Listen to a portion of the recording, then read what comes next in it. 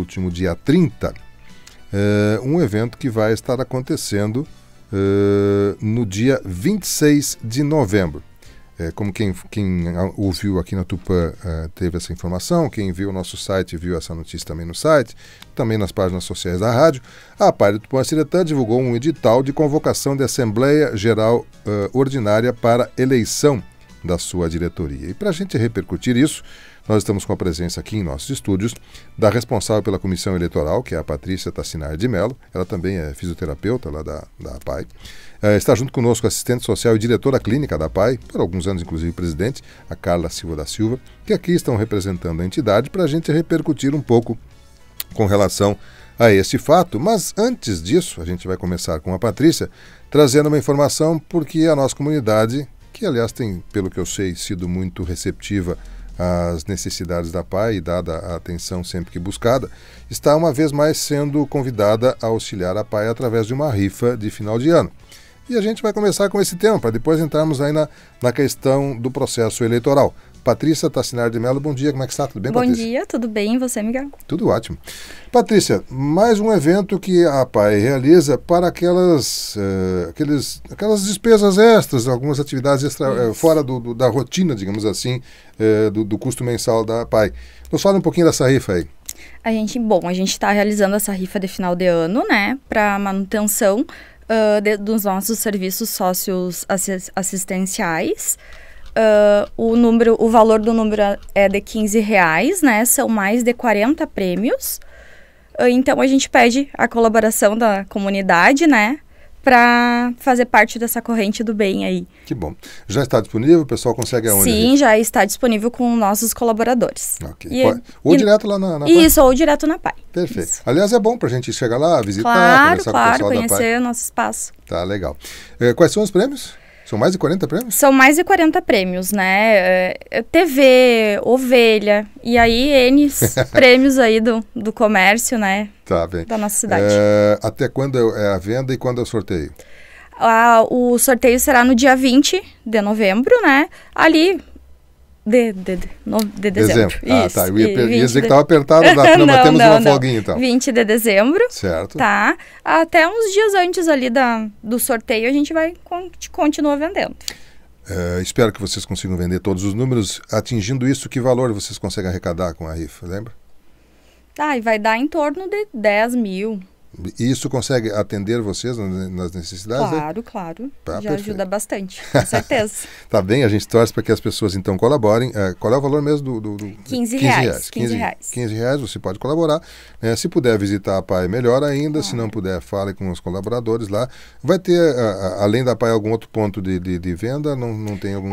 com nossos colaboradores e diretamente lá mesmo. Na APAE. Perfeito, muito bem. Bom, a gente torce para que, a exemplo das outras vezes, sempre foi sucesso essas vendas, né? A gente espera que dessa vez também seja e que tenhamos então aí atingido também esse objetivo. Patrícia, além disso, você é fisioterapeuta também lá na APAE. Parte de fisioterapia está bem? Está precisando? Está tudo tranquilo? Tudo certo, graças a Deus. Que bom. Mas você também é responsável pela comissão eleitoral. O que seria essa responsabilidade? Qual é a função da comissão eleitoral? A função é aprovar as chapas, né? Sim. Isso. As possíveis inscrições de chapas para que queiram concorrer lá. Exato. Até quando o pessoal pode se inscrever? Até o dia 16. Até o dia 16. Isso. Bom, são 9h25. Eu também estou com a presença, como eu falei, da Carla Silva da Silva, que é diretora da clínica, assistente social, foi por anos também presidente da APAE aqui no Tupã-Açaretã, e pode nos ampliar um pouco mais essas informações aí com relação à eleição da nova diretoria, né, que está acontecendo.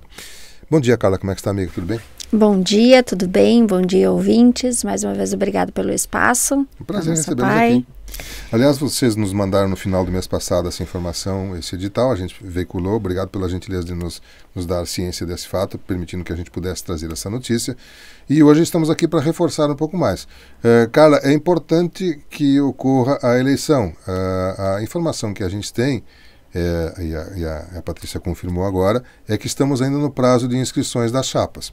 Por enquanto, não existe oficialmente, pelo que você me passou, nenhuma chapa inscrita oficialmente, mas há o indicativo de que teremos no mínimo uma chapa.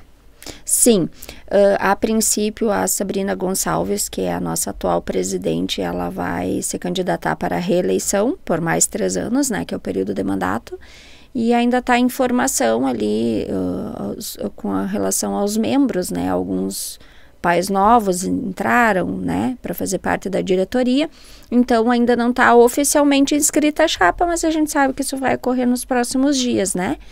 E qualquer sócio ativo há pelo menos 1 ano, estando em dia com as suas contribuições ou sendo sócio especial, que é na modalidade de pai, né? Tendo o seu filho inscrito nos serviços há pelo menos 1 ano, pode estar fazendo parte tanto da diretoria, quanto votar também no dia da Assembleia, que é importante a presença de todos para que se tenha o quórum e que ocorra de forma legal todo o processo da eleição. Bom, havendo essa já certeza de uma chapa, está consolidado que vai ocorrer o processo eleitoral. Isso é importantíssimo que ocorra, né? Há necessidade também, imagino, normalmente é isso, um quórum mínimo para que possa ser validada esse processo eleitoral, né? E é claro que se houver outras pessoas que queiram participar, estando atendendo aos requisitos, podem se inscrever e participar. O que realmente é difícil, porque a gente sabe que o trabalho da presidência é desgastante, a pessoa tem que se doar para isso, né? Ela abre mão de algumas atividades pessoais, não é remunerada, enfim, tem todas essas questões que dificultam ou desestimulam as pessoas a estarem participando. Que bom que nós temos a certeza de que teremos uma chapa, pelo menos uma chapa participando. O processo, as inscrições vão até o dia 16, né, que a Patrícia comentou. As eleições são dia 26. Isso, dia 26. Feita a eleição, mantendo a mesma diretoria, isso é mais tranquilo, mas existe um processo de transferência, digamos assim, da gestão. Isso ocorre rápido em seguida? Como é que funciona? Não, a gestão, no caso que está vigente agora, vai até final de 2025. Até o dia 31. Isso. Dia 2 de janeiro assume a nova diretoria. Perfeito, muito bem. Havendo a confirmação, o que será muito provável da mantendo a presidência, isso é bem mais tranquilo, digamos, não altera muita coisa. Mas a Carla, a Patrícia comentou dessa rifa aí também. Quer comentar de alguma outra atividade lá com relação ao que está acontecendo agora na PAI?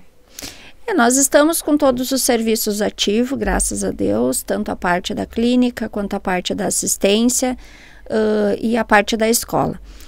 Nós só gostaríamos de mencionar algum assunto que está bastante polêmico, assim, a nível nacional, que está repercutindo bastante nas APAES, que é o decreto 12.686 de 2025, que é um decreto que, se persistir, ele afeta diretamente as nossas APAES.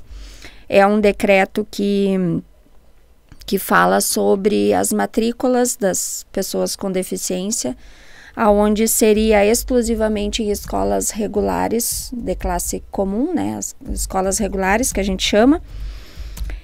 E esse decreto, então, ele está sendo repudiado veementemente por toda a rede APAE Brasil e outras instituições que também atendem pessoas com deficiências, porque a gente acredita muito no poder de decisão e participação da família quanto a onde matricular. O que seria escola regular?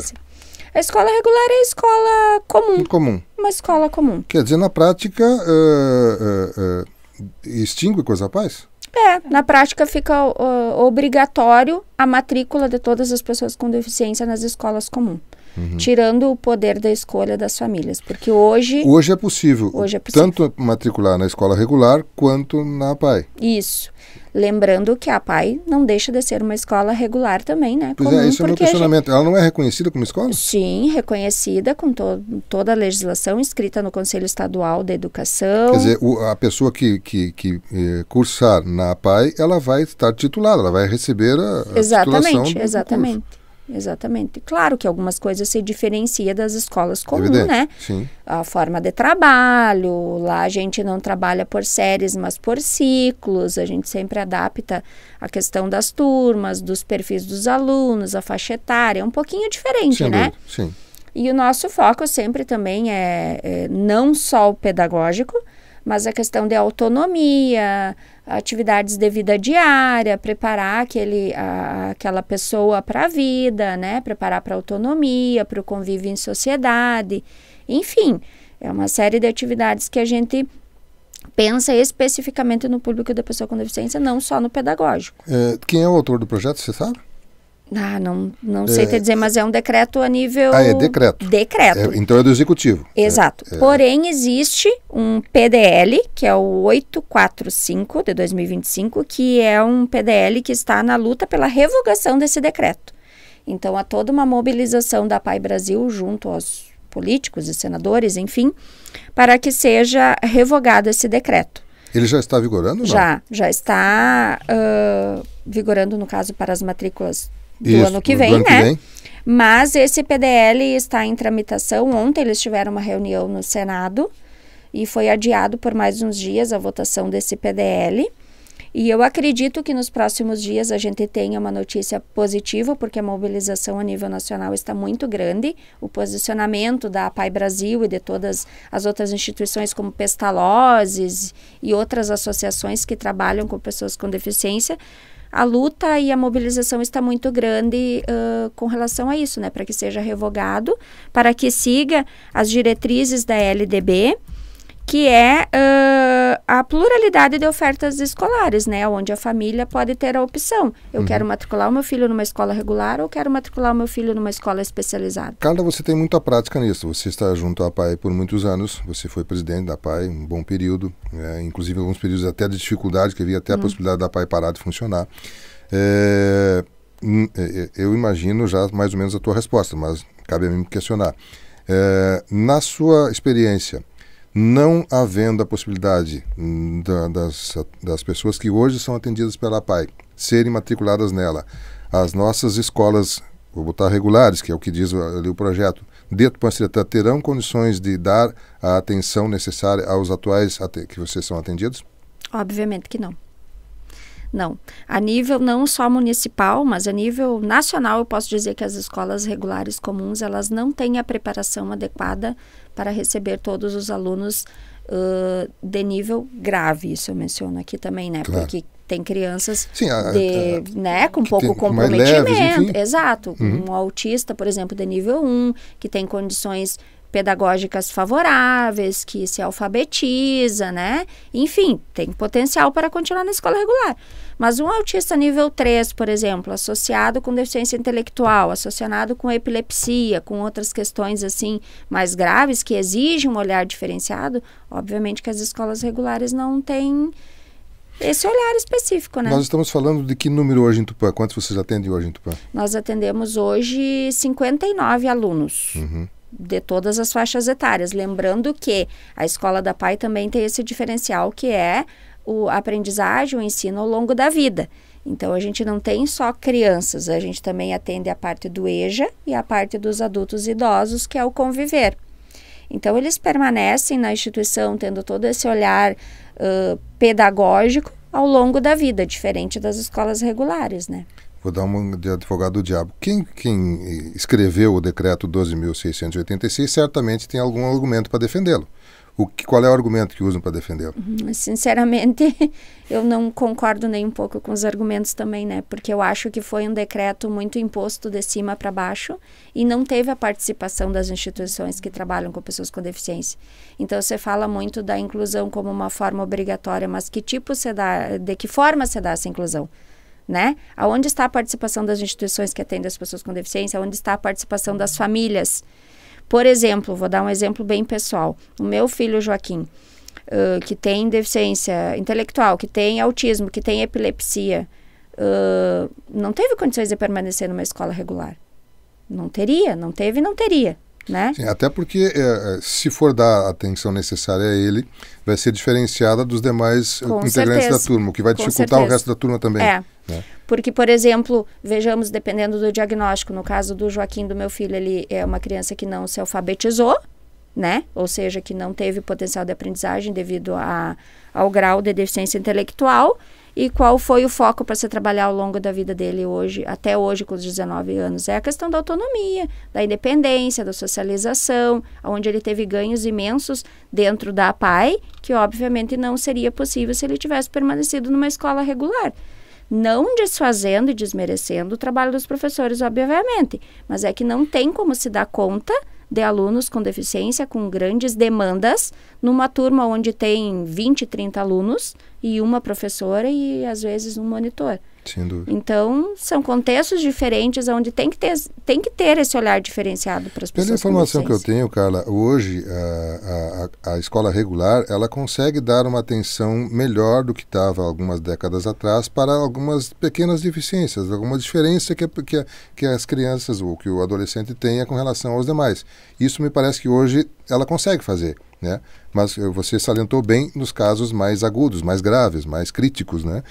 Que precisam então ter esse diferencial no entender de vocês. O Argemiro Silva colocou um texto bem grande aqui no Face e ele inicia dizendo que é o pior decreto já feito pelo governo, que muito pouco ajuda e ainda quer tirar uma escola de uma extrema importância que tem para todos os municípios onde acolhe crianças com deficiências, querer passar para uma escola comum onde não tem profissionais especializados para lidar com pessoas deficientes de vários níveis. A APAE é uma instituição de extrema importância para todas as famílias que têm alguma criança com deficiência. E a APAE do Tupanciretã tem todos os requisitos de uma instituição que tem e ter para acolher essas crianças, é o que afirma o nosso ouvinte aqui, o Argemiro Silva, né, dentre outros que citaram aqui nessa questão. Bom, esse tema é extremamente delicado, é importantíssimo, porque nós estamos nos aproximando no período de matrículas e rematrículas, né? Isso precisa ser definido rapidamente, para que não haja nenhum atrapalho na atividade. E é claro que a gente fica na expectativa só de trazer essas informações à medida que elas forem sendo disponibilizadas. Carla, fora esse tema preocupante, mais algum detalhe que gostaria de colocar, por favor? Não, mas é isso, é para que as pessoas acompanhem, né? Esse tipo de notícia que também repercute na vida da gente de forma direta ou indiretamente. Os pais, principalmente, também que fazem parte da PAI, que hoje a gente conta com 130 pessoas atendidas pelos 3 serviços, pelas 3 áreas, que os pais acompanhem esse tipo de notícia também, que nos próximos dias a gente espera, com muito otimismo, que se tenha uma notícia positiva quanto a isso, né? Para que os pais continuem tendo a possibilidade de escolha, para onde eu vou mandar o meu filho, aonde ele vai ser melhor atendido. E lembrando sempre que o nosso foco lá na PAI, a gente acredita sim numa inclusão, mas aqueles que têm condições, que têm potencial. Então, o nosso foco é aqueles casos mais graves de crianças que precisam de um olhar diferenciado, para que a gente possa fazer um trabalho diferenciado. E também, Miguel, reforçando assim, porque eu acredito que muitas pessoas ainda tenham aquele estigma e aquele o olhar muito antigo, do passado, assim, de que instituições como a PAI ainda é um local de depósito de pessoas, né? Verdade. Aonde se coloca, se joga as pessoas lá para dentro e nada é feito. E não, a gente segue todas as legislações exigidas, nós somos uma escola regularizada, nós temos toda a papelada em dia sempre, para todas as áreas, tanto da assistência, como da educação, como da saúde, e é um trabalho de 45 anos que a gente tem, né? Com esse público já aqui em Tupã e a nível de Brasil muito mais, porque a primeira PAI do Brasil foi fundada há mais de 60 anos.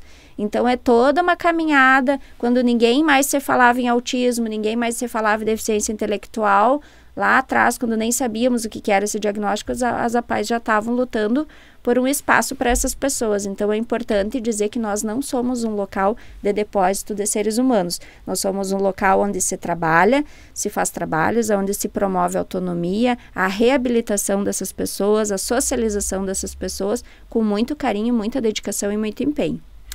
Patrícia, mais algum detalhe, por favor? Era isso. Obrigada. Muito obrigada. Nós tivemos assim então a oportunidade de ouvirmos na manhã de hoje, aqui junto ao programa Variedades, a palavra de Patrícia Tassinari de Mello, fisioterapeuta e responsável pela Comissão Eleitoral, e Carla Silva da Silva, assistente social e diretora clínica da APAI, nos trazendo informações, assuntos gerais aí da APAI, especialmente essa questão do decreto 12.686 e da rifa que está à sua disposição, dentre outras informações. E é claro que a gente fica à disposição aí da APAI a qualquer momento, né, especialmente acompanhando essa questão delicada desse decreto e do possível aprovação do PL que tenta revogar esse decreto, que é defendido pela APAI, essa revogação, e torcendo para que o processo eleitoral transcorra então da melhor forma possível, que nós possamos daqui a pouco já anunciar a realização dele, a concretização dele, para que tenhamos a sequência das atividades da Associação de Pais e Amigos dos Excepcionais aqui do Tupanciretã, a nossa APAI. 9h41, vamos ao intervalo comercial. Eu já retorno com a sequência da edição de hoje do seu programa Variedades, junto a você nas plataformas da Tupã.